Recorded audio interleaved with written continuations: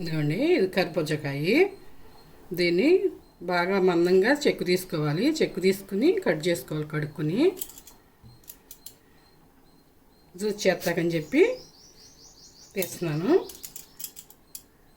బాగా మందంగా తీయాలి చెక్కు.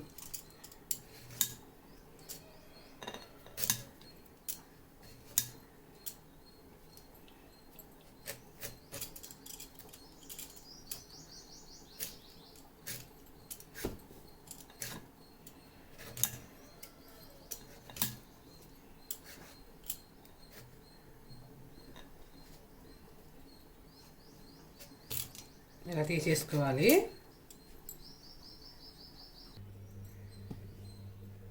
ఇదిగోండి, చక్కెర అయింది. ఇలా కోసేసుకోవటమే. ఇదిగోండి, ఇలా గింజలు ఉంటాయి. ఈ గింజలన్నీ శుభ్రంగా తీసేసుకోవాలి.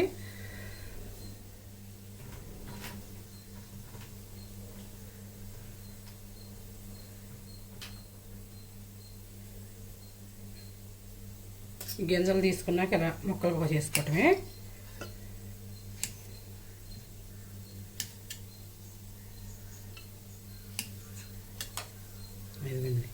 ఇలా కోసేసి జార్లో వేసేసుకోవటమే, మిక్సీ జార్లో.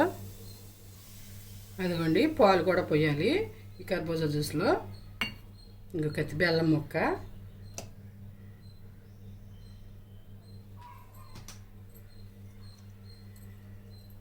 పాలు కొంచెం మెదిగినాక మిక్సీ జార్లో మిక్సీ వేసినాక పోతాను. ఇలా మూత పెట్టేసుకుని ఇక మిక్సీ పట్టుకొచ్చుకోవటమే.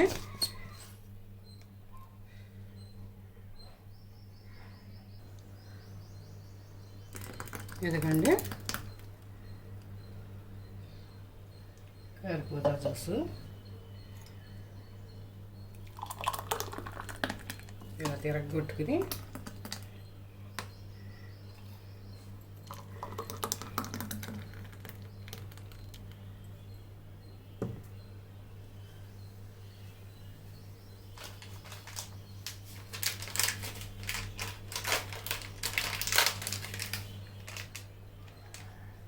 సమ్మర్ కదండి, కొంచెం నీరసంగా ఉన్న ఇలా చేసుకుని కర్బూజా జ్యూస్ ఎండకెళ్ళి వచ్చినప్పుడు తాగేయచ్చు. నీరసం అనేది తగ్గుద్ది. కర్బూజాలో సోడియం అనేది ఉంటుంది. నీరసం తొందరగా తగ్గుద్ది.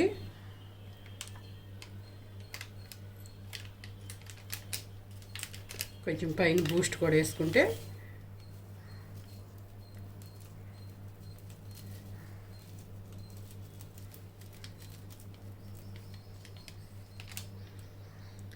టేస్టీగా కర్బూజా జ్యూస్. లైక్ చేయండి. మీరు లైక్ చేయటం వల్ల వీడియో అనేది అందరికీ షేర్ అయ్యిద్దంట, అందరికీ యూజ్ అయ్యిద్ది.